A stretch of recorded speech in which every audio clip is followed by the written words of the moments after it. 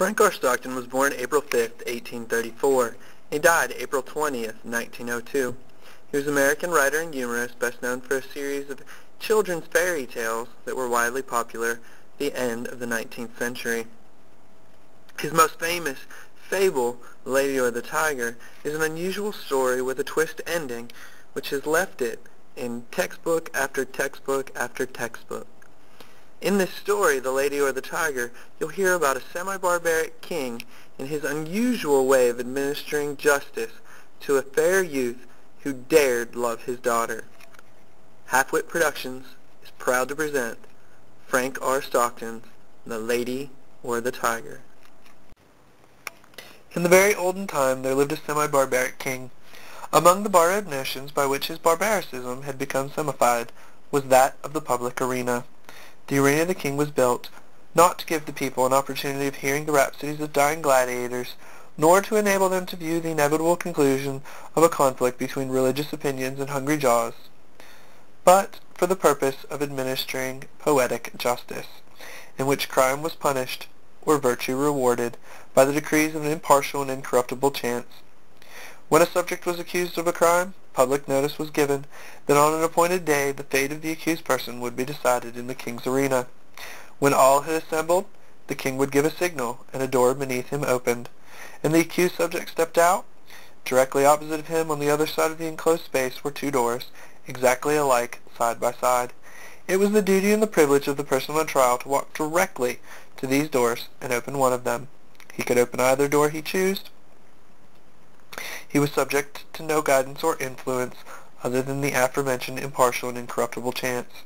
If he opened one, there came out of it a hungry tiger, which immediately sprung on him and tore him to pieces as punishment for his guilt.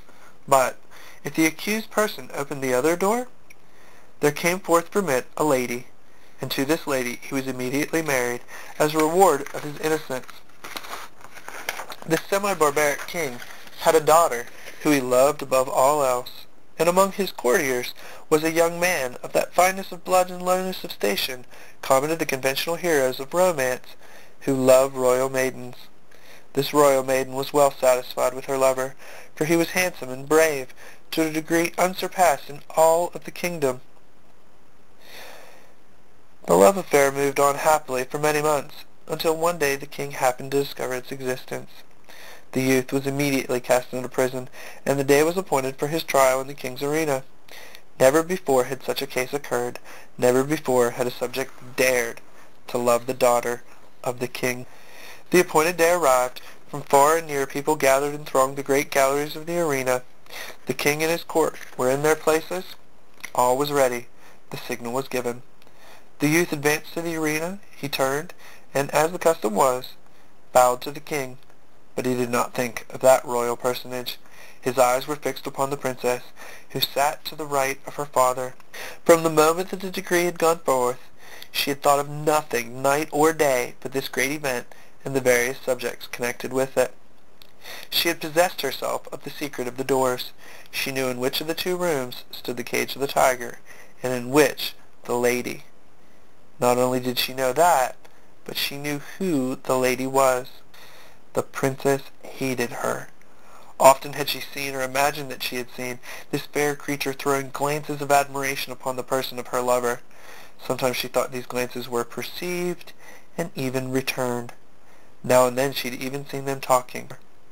When her lover turned and looked at her, and his eyes met hers, she sat there. His eyes asked the question, which? The question was asked in a flash, and it must be answered in another. Her right arm lay on the cushioned parapet before her. She raised her hand, made a slight, quick movement toward the right. No one but her lover saw her. He turned, and with a firm and rapid step, he walked across the empty space. Without the slightest hesitation, he went to the door on the right and opened it. Now the point of the story is this. Did the tiger come out of that door, or did the lady